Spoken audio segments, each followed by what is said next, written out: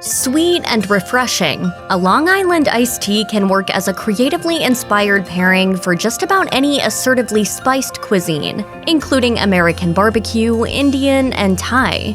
But as much as this cocktail might complement an order of smoky ribs, paneer tikka masala, or pad thai, the truth is that for many of its fans, the allure has nothing to do with gastronomy. Rather, this cocktail is known for quickly taking the drinker from zero to inebriated. This sure doesn't taste like an iced tea. It's from Long Island.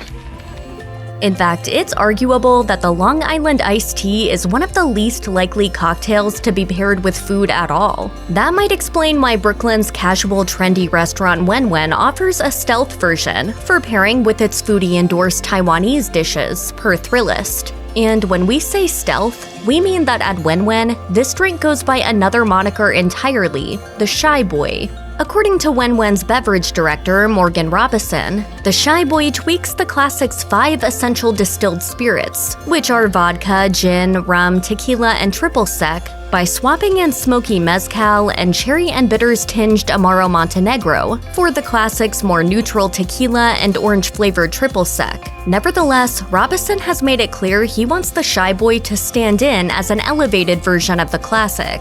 Indeed, we've heard it suggested the Long Island iced tea's rowdy reputation may have some bar proprietors feeling less than jazzed about including it by name on their menus. Moreover, it would appear a good number of bartenders would rather not even serve them. In fact, when someone orders a Long Island iced tea, some bartenders actually consider it a red flag. Although the Long Island iced tea is regarded by some as an express train to intoxication, it's also very much a legitimate cocktail. In fact, you'll find it on the core curriculum at bartending schools. But that's not to say the Long Island iced tea doesn't fall squarely within the category of drink orders that raise the red flag for bartenders. As Wen Wen's Robison explained to Thrillist, for the most part, the Long Island iced tea is for people who are here to drink and think, this is the fastest way to get to where I'm going.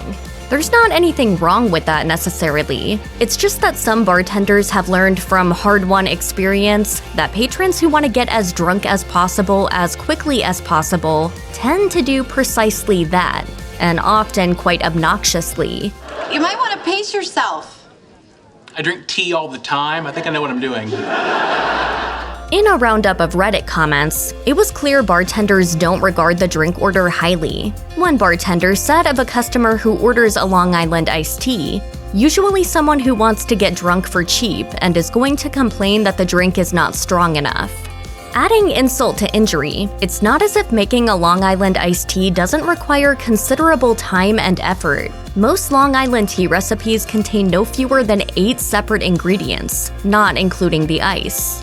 5 of those are spirits, and since customers sometimes request by name, that can make the experience even more work-intensive for the bartender, depending on how their spirit shelves are organized. A single serving of tasting table recipe developer Michelle McGlynn's Long Island iced tea recipe consists of ½ ounce of each of the essential 5 distilled spirits previously mentioned. These are shaken with or poured over ice into a tall glass, and topped off with ½ ounce of lemon juice and 2 ounces of cola, before being garnished with a lemon wedge, while a sprig of mint or basil, or any zesty herb for that matter, is optional. Altogether, the Long Island iced tea has more than twice the alcohol of what the National Institute on Alcohol Abuse and Alcoholism considers to be one standard alcoholic beverage. That is 1 1/2 ounces of distilled spirits.